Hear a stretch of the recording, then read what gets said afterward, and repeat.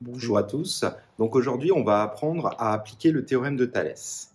Donc, pour pouvoir appliquer le théorème de Thalès, qu'est-ce qu'il nous faut? Alors, il nous faut des droites séquentes, ici et ici, et surtout, c'est très important, deux droites parallèles, celle-ci. Voilà. Et à ce moment-là, on va pouvoir utiliser le théorème de Thalès. Alors, tout ça, il faut le dire. Donc, on va le dire dans un premier temps. On va dire que les droites HF, et on n'oublie pas les parenthèses, et IG sont séquentes en E, au point E. Voilà, donc on a bien nos deux droites qui sont séquentes. Et la chose la plus importante à dire, c'est que les droites FG et HI sont parallèles. Je les ai coloriées de la même couleur, elles sont parallèles.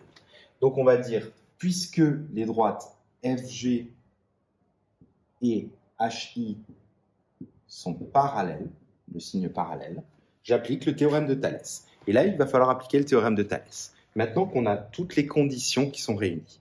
Alors, qu'est-ce qu'il va nous dire le théorème de Thalès? Il va nous dire qu'on a deux triangles qui sont semblables.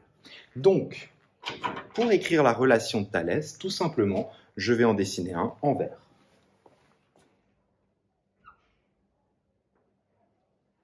Et le deuxième, je le dessinerai en bleu.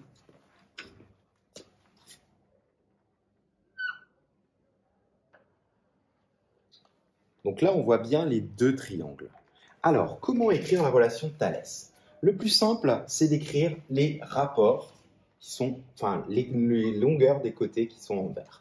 Donc, on a le côté EF, on a le côté EG, et on a le côté FG.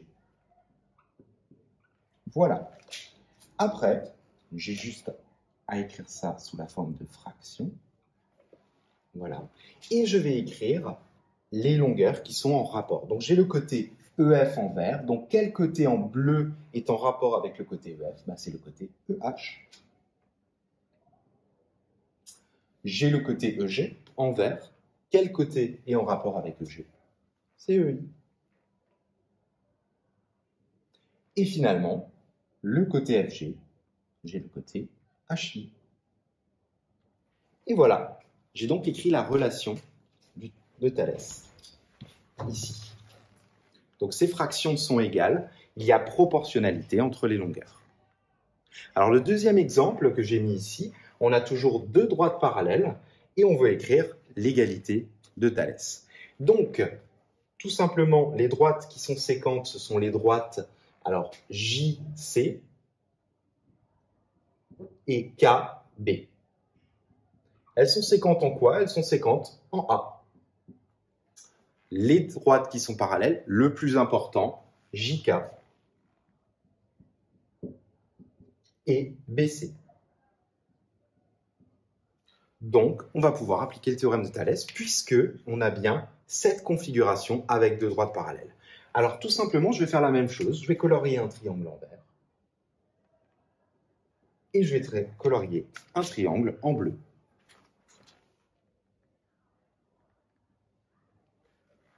Tout simplement, je vais reprendre exactement la même chose, c'est-à-dire que je vais écrire les côtés du triangle vert, JA,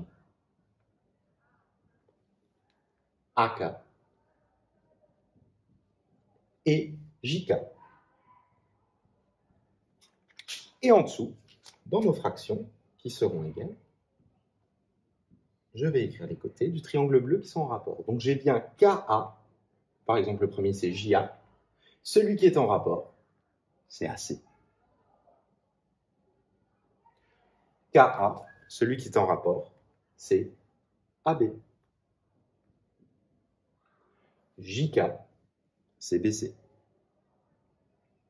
Voilà. Donc, j'ai écrit mes rapports et donc j'ai écrit l'égalité de Thalès. Alors, on aurait très bien pu inverser, tout à fait, c'est-à-dire commencer par le triangle bleu sur le triangle vert. C'est-à-dire que si on écrit AC